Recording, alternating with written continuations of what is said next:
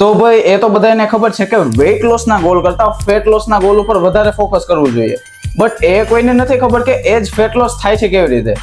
તો ટેન્શન શું કામ લેશો, તારો ભાઈ છે ને 3 સિમ્પલ સ્ટેપ બતાવીશ જેને તમે ફોલો કરીને તમારો ફેટ લોસ નો ગોલ ઇઝીલી અચીવ કરી શકો છો. સૌથી પહેલો સ્ટેપ કેલરી ડેફિસિટ. જી હા, તમારે ફેટ લોસ કરવા માટે સૌથી પહેલા કેલરી ડેફિસિટ ક્રિએટ કરવો પડશે. અને હજુ પણ જો તમને ખબર ન પડતી હોય કે કેલરીઝ એટલે શું, કેલરી ડેફિસિટ એટલે શું, સરપ્લસ એટલે શું, તો વિડીયો નીચે એક લિંક આપું છું, તેની ઉપર ક્લિક કરીને તમે તેને જોઈ શકો. તો હવે જુઓ, આપણે ફેટ લોસ કરવા માટે એ જાણવું બહુ જરૂરી છે કે ફેટમાં કેટલી કેલરીઝ હોય છે, મતલબ કે આપણા શરીરમાં જે ફેટ સ્ટોર થયેલું છે તેની વાત કરું છું. તો જુઓ, 1 kg ફેટમાં હોય છે 7700 કેલરીઝ. એટલે કે જો તમારે પોતાના શરીરમાંથી 1 કિલો ફેટ લોસ કરવું હોય ને તો તમારે 7700 કેલરીઝ નો ડેફિસિટ ક્રિએટ કરવો પડશે. તો હવે તમને સવાલ થતો હશે કે ઓ માય ગોડ, 7700 કેલરીઝ નો એટલો મોટો ડેફિસિટ આ એક દિવસમાં કેવી રીતે આપણે અચીવ કરીશું?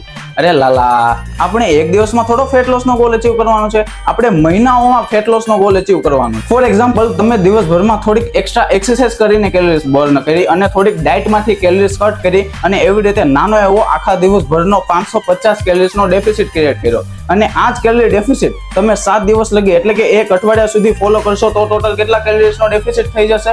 3850 કેલરીઝ નો. અને આ જ કેલરી ડેફિસિટ જો હજી 1 અઠવાડિયા સુધી ફોલો કરશો તો ટોટલ કેટલાનો થઈ જશે?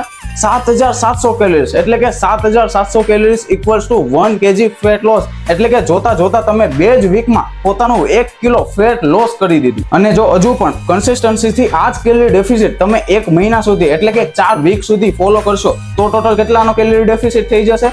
15400 કેલરીઝ નો. એટલે કે જોતા જોતા તમારો 1 મહિનામાં 2 kg ફેટ લોસ થઈ ગયું. હવે આ બધી વાત સાંભળીને થોડાક મહાનુભાવો જાગશે કે ભાઈ અમે તો મોટો કેલરી ડેફિસિટ કરીએ તો 800 કેલરીઝ, 900 કેલરીઝ, 1000 કેલરીઝ, અમારો તો ટૂંક જ સમયમાં ફેટ લોસ નો ગોલ અચીવ થઈ જશે જેમ બધા કરે છે. તો અહીંયા તમે ફસાશો, કારણ કે ફેટ લોસ ની સ્પીડ એ સર્વશ્રેષ્ઠ નથી. કારણ કે એ સ્પીડમાં જવામાં તમને બીજી ઘણી બધી તકલીફ પણ થઈ શકે છે અને મસલ લોસ ના ચાન્સ પણ વધી જાય છે. અને જે મેં આ સ્પીડ કીધી છે એ સરળ, સિમ્પલ અને કન્સિસ્ટન્સીથી તમે ફોલો કરી શકો તેવી સ્પીડ કીધી છે.